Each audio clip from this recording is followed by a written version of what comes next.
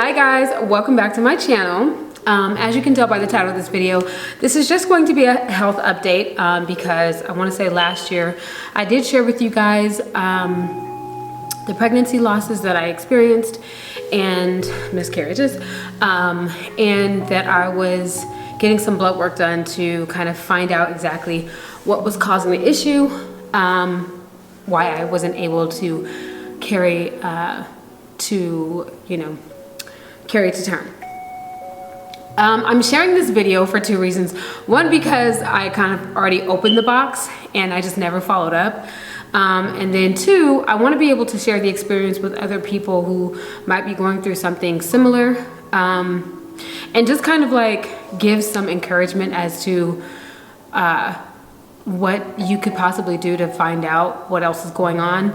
I know that having experienced the losses, I internalized a lot of things. I ended up feeling really resentful of the time that had went past since I had my last child. I feel like I was getting older, and like all these other things is the reason why I felt that way. And my sadness about the losses left me with like kind of no one to blame but myself. And I actually blame my significant other a little bit too, which that's not something I want to do. So I'm sharing this so that if you are going through something similar, maybe you can follow some of these steps with your doctor to try and find out what it could be, because it could be something that you can help. I guess I'll go into the health update. Basically, I had a lot of blood work done, a ton. I'll post the video. I kind of explained the losses because I took like a little break from YouTube after, just so that I could kind of regroup my thoughts, because I was really going through a very sad and down time. But basically, I had some blood work done, and what they did find is that I have a blood clotting issue. So my blood does not flow as freely as it should. It's not an issue where like I am gonna end up with like an aneurysm or something like that. It's more so just my blood thickens and clots, and it dissolves, but it clots to the point where the flow could be an issue. And although I'm gonna list the three things that we did find, my doctor did make it very clear that there was no way to pinpoint that these were the reasons why I had the losses. Miscarriages are sometimes so, it's a very difficult thing to pinpoint reasoning. Sometimes the babies just don't form properly and therefore cannot go on. And sometimes that's how it happens. And I'm trying to pick my words here carefully, because having experienced it myself, I know that sometimes people's responses to the experience can be very hurtful. And so I'm trying to pick my words here. So I don't mean to offend anyone if I say anything that hurts, because I have been through it myself and I don't want to hurt anyone here. I'm trying to explain the best way that I can what was explained to me. So with miscarriages, you don't always know why it happened, but I was very desperate and I needed to know. And you can get this type of blood work done after what they call a recurrent loss, which is typically after 3 losses. Well, I had 2, and I just needed to know something. And my doctor was like, let's go ahead and move forward with the blood work with the 2. And she actually sent me over to a high risk to get more information. And that didn't really turn out well. So I haven't seen them yet, but I will be seeing them soon. All right, back to the results of the blood work that was done. So like I said, the first thing was that my blood clots, right? So because of that, my doctor suggested that I take a baby aspirin on a daily basis, just to kind of get my body, my blood flowing just normally in case I tried again. So that was the first thing. The second thing is my body does not process folic acid. Once you take like any kind of vitamin with folic acid, or just folic acid itself, your body will kind of transform it into methylfolate, and that's like what your body actually uses. Well, my body didn't process it. And I don't know, I'm really puzzled, because I have 2 completely healthy little boys, and they don't have any problems. So I'm just not sure if the folic acid, you know, my body not processing folic acid is something that just kind of came on. I have no idea, but basically it's not processing folic acid like it should. So what I need to do is take the form that is already processed, which is the methylfolate. And so what I was told to take at that point was the 800 milligrams of methylfolate. And I found it at like a Sprouts. Yeah, so, and that was just like a one little tab that you just take. So those were the first two things. The third thing that we did find and see that was really discouraging, 2 fibroids. I have 2 fibroids in my uterus, and at the time they were 2 centimeters and in size. And basically there's not much that my doctor suggested that we do because they're so small.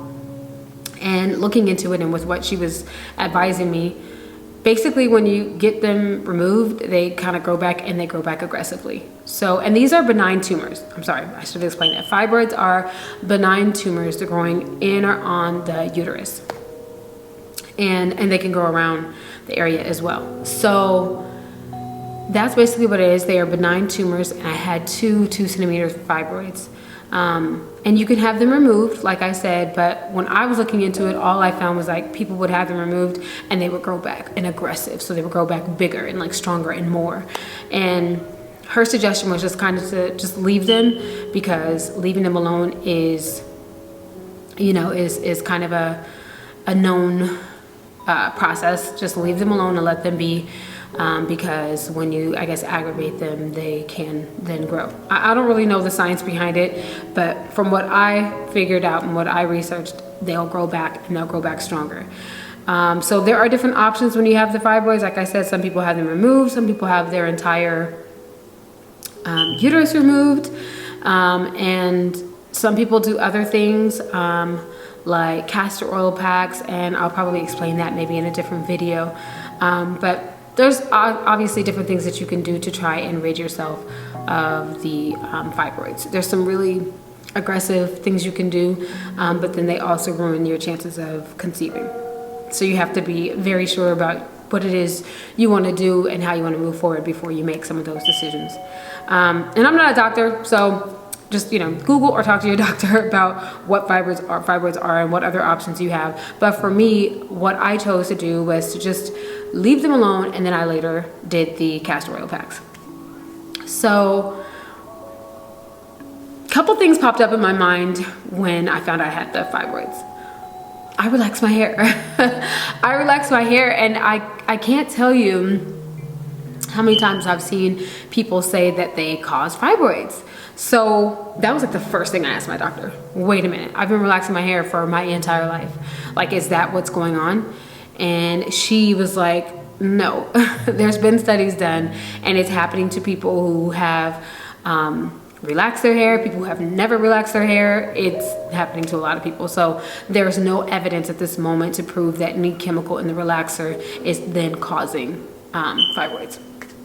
So that gave me relief, but I kind of wanted to make that clear, because I know that sometimes people can be a bit insensitive, and just sharing that I do have fibroids could very well lead to people, you know, kind of be like, oh, it's because she relaxes her hair and whatever else you could think of. So I'm just putting that out there, that my doctor did say that is not the cause, because there hasn't been any evidence that links it. Now, that's so far. Maybe later on in life, you know, we'll find out those people who are getting it in their natural. Maybe there's another ingredient that they've been consuming somehow, either by, you know, follicle or however else, that's also in relaxers that causes them. I have no idea. But what I do know is, at this time, I have no reason to believe that it is the relaxers that's causing the fibroids. One of the things that I did find out, and this leads me to another video that I did share a little bit ago. It was the collagen peptides. So when you consume collagen, it actually builds up more estrogen in your body. And this is through my own research. So when I was like really going heavy with the collagen peptides, I felt just a bit more like, I guess, bloat like heavy in my gut area. And I just, something just said like, what's in the collagen? Like, how is this affecting my body? Because aside from me, experiencing the benefits like healthier hair and nails and skin, and of course it was also helping with my joints, I didn't feel like very good in my like gut area. So when I looked into it, I did find out that you get more estrogen in the body, and one of the things that fibroids feeds off of is estrogen, especially because like when you're pregnant, you have heightened levels of estrogen in your body and they will grow. So that scared me. I immediately stopped adding the collagen peptides into my diet because I wasn't sure how much it was like hurting me or anything like that. I didn't want to take any chances. Like I said, I'm not a doctor, but I can put 2 and 2 together and just kind of like decide what it is I want to do best for me.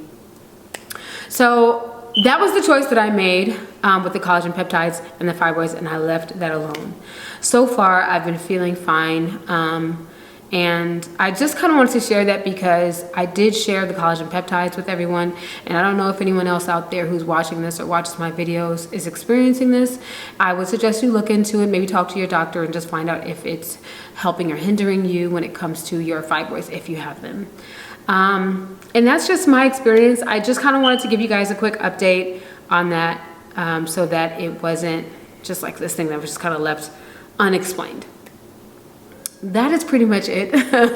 Thank you guys so much for watching, and I will see you guys in the next video. Bye.